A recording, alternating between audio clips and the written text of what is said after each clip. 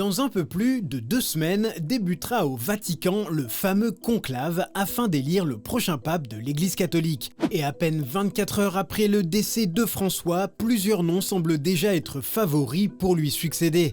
Et parmi tous ces candidats, on retrouve un profil qui divise énormément, celui du cardinal Robert Sarra, un homme aux prises de position tranchées et radicales qui ont fait de lui une figure du catholicisme ultra-conservateur.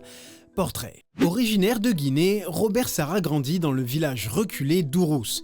Élevé dans une famille animiste, il ne trouve sa vocation religieuse qu'à l'adolescence, lors d'un séminaire organisé en Côte d'Ivoire. Ordonné prêtre à 24 ans, il devient archevêque de Conakry 10 ans plus tard, à 34 ans seulement. Une titularisation permise par Jean-Paul II, son maître à penser, qui fait de lui le plus jeune évêque du monde. En 2001, il quitte sa Guinée natale pour le Vatican, où il occupe la fonction clé de secrétaire à la Congrégation pour l'évangélisation des peuples. Un mot un peu barbare pour qualifier cet organe central de diffusion du catholicisme dans le monde. En 2010, Benoît XVI, dont il se dit très proche, le nomme cardinal, ce qui lui permet de prendre part au conclave de 2013 qui voit l'élection du pape François, un souverain pontife considéré comme progressiste et qui est aux antipodes absolus des convictions de Robert Sarra. En effet, si ce dernier s'est montré très discret en début de carrière, il s'est fait connaître dans les années 2010 par des prises de position particulièrement conservatrices, voire franchement réactionnaires. Et cette pensée, Robert Sarra va la cristalliser dans une série d'ouvrages publiés entre 2015 et 2023. Concrètement, on y retrouve tout l'arsenal classique du catholique ultra-conservateur. Tout d'abord, il est un des rares cardinaux à s'opposer farouchement à l'immigration en Europe. Dans les médias, il parle même d'une décadence de l'Occident qui, en accueillant massivement des migrants, je cite,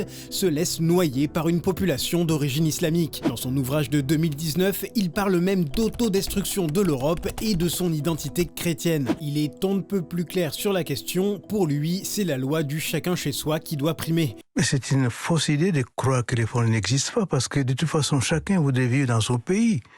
Et tout le monde est heureux de vivre dans son pays. La fameuse charité chrétienne, on imagine. Et plus violent encore, en 2015, lors d'un synode, à savoir une réunion d'évêques, il a affirmé sans ciller que l'homosexualité, les idéologies abortives et le fanatisme islamique sont au XXIe siècle, ce que le nazisme et le communisme étaient au XXe siècle. Naturellement, en plus de ses positions sociétales particulièrement rétrogrades, Robert Sarra est aussi en faveur d'un retour à un catholicisme plus austère. Auteur d'un ouvrage sur l'importance du silence et de la prière, il se positionne aussi en faveur d'une messe ad orientem où le prêtre officie dos au peuple.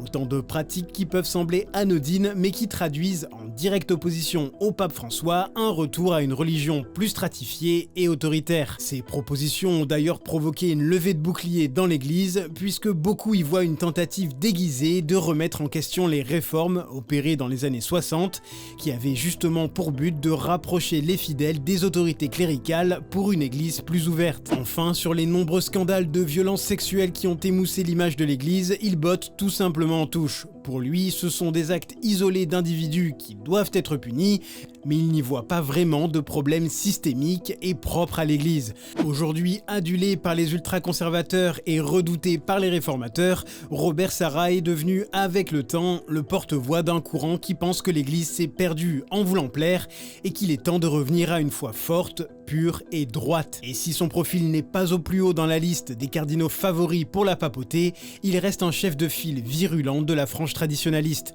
Une voix qui met en lumière les déchirures entre deux franges du catholicisme et qui, pour sûr, pèsera lors du conclave à venir.